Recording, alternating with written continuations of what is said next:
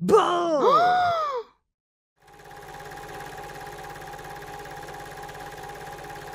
C'est un livre qu'on m'a offert, une amie m'a offert parce que ça lui faisait beaucoup penser à moi. Elle pensait bien que ça allait me toucher. Et effectivement, elle avait évidemment vu juste parce que c'était un livre très proche de moi, de mon univers, des thèmes qui me préoccupent, peut-être d'histoire familiale aussi.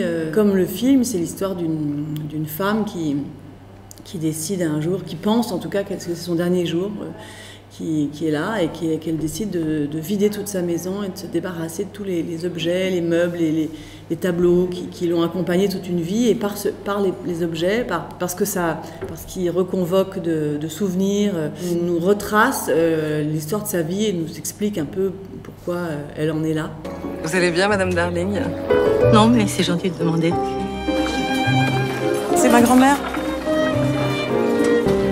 Et ce qui me plaisait beaucoup dans ce film, c'est que donc, les objets étaient quand même au centre aussi, puisque ce sont des objets qui cristallisent un peu toutes les tensions, l'amour.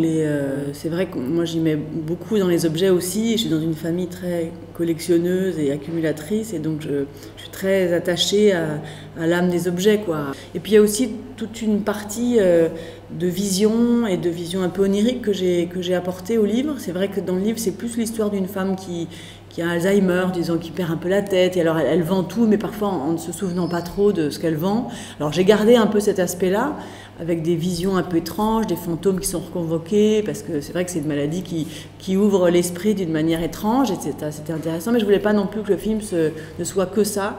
Et donc c'est aussi un jeu avec les mémoires. Parfois on a envie d'oublier, parfois on fait semblant d'oublier parce que c'est une manipulation et ça peut être utile dans des rapports humains. Mais aussi, je me disais que le dernier jour de sa vie, qu'est-ce qui se passe, à quoi on pense, qu'est-ce qu'on a envie de se remémorer ou qu'est-ce qu'on a envie de voir. Et j'ai du coup aussi inventé des visions comme ça que les personnages avaient. Tu vas pas faire de bêtises? Si j'avais voulu faire une bêtise, je l'aurais fait il y a longtemps.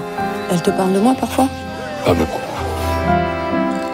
C'est sûr que bon, quand on est une femme et qu'on a envie de parler un peu de choses qu'on connaît, on a envie de parler de femmes, d'autant qu'au cinéma, les personnages féminins sont majoritairement un peu plus absents et souvent les réalisateurs font des films avec des rôles principaux d'hommes. Après, bon, moi, c'est vrai que c'est des destins de femmes qui m'intéressent, que j'essaye de suivre dans leur complexité. C'est pas toujours des personnages formidables, sympathiques, c'est des personnages complexes, notamment dans Claire Darling, où le rôle que joue Catherine Deneuve est une personnalité assez difficile, assez dure, mais bon, auquel on s'attache parce que justement en découvrant sa vie, on peut comprendre aussi tout ce qui fait qu'elle a des rapports difficiles avec sa fille, avec les autres. J'ai d'abord eu la chance que Catherine Deneuve accepte ce rôle et c'est vraiment à elle que je pensais en priorité, quoi. Je trouvais que c'était vraiment un film pour elle.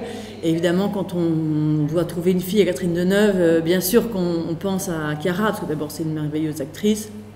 Et elles ont déjà joué ensemble sur d'autres films, les rapports mère-fille. Maman? Mais qu'est-ce que tu fais là? Pourquoi t'as tout sorti? C'est mon dernier jour. Ton dernier jour de quoi? De ma vie, ma chérie. De ma vie. Ça me plaisait qu'il y ait ce rapport organique, parce que moi-même, y mettant beaucoup de moi, beaucoup d'histoires familiales, ou beaucoup d'objets, de détails, de choses, je trouvais que c'était chouette que toutes les trois en aient un rapport familial au film. Pour moi, c'était très émouvant de les voir toutes les deux jouer ce rôle, parce que c'est la première fois, par contre, que leurs rapports mère-fille sont vraiment centrales dans un film, quoi. Et puis Catherine Deneuve, en plus, est une actrice merveilleuse, libre, qui prend des risques, qui adore le cinéma, qui est boulimique de projets qui le fassent aller ailleurs que ce qu'elle a déjà fait. Et donc là, c'est vrai je la trouve somptueuse et qu'elle a accepté des choses que d'autres n'accepteraient sûrement pas, notamment autour de son âge, de cheveux blancs, de choses qui fait qu'elle est éblouissante dans ce risque qu'elle a pris. Avec le temps qui passe, on éprouve souvent le besoin de faire un ménage intérieur. Oh non, je vous en prie, non. Gardez votre petit laïus pour vos petites vieilles. Et je sais que c'est un film qui est un peu complexe, qui est pas à la mode. Je l'ai fait vraiment pour le public et j'espère qu'il est clair et attrayant et joyeux et en même temps émouvant. Mais maintenant, voilà, le grand mystère est devant moi, donc c'est toujours un peu inquiétant. J'espère que le film marchera. Rien qu'aussi pour tous les financeurs qui ont donné de l'argent. C'était un film assez cher et complexe à faire. C'est le plus important de faire. Disons que l'arbre a peut-être coûté un peu plus cher. Mais c'était à une époque aussi où on avait plus facilement, qu'on pouvait trouver un peu plus d'argent. Le cinéma français est difficile à produire, il devient de plus en plus, les films en tout cas, de la diversité, des films d'auteurs, il y a de moins en moins d'argent, les chaînes donnent de plus en plus pour des grosses comédies, pour des gros films, donc ce qu'on appelle les films entre deux sont difficiles à financer, quoi. Ça, tout le monde le sait, le dit, et que ça devient de plus en plus dur, et donc il y a voilà, j'ai vécu ça à plein et c'est une épreuve aussi parce que c'est pas une mince affaire de faire un film entre l'écriture qui est longue, la préparation, le tournage, le montage. Et là, c'était un film assez ambitieux qui avait des effets spéciaux, des enfants, des animaux. Voilà, tout se passe en une journée dans un même décor qui était assez complexe à éclairer, à décorer, tout ça. Donc ça demandait pas mal de moyens.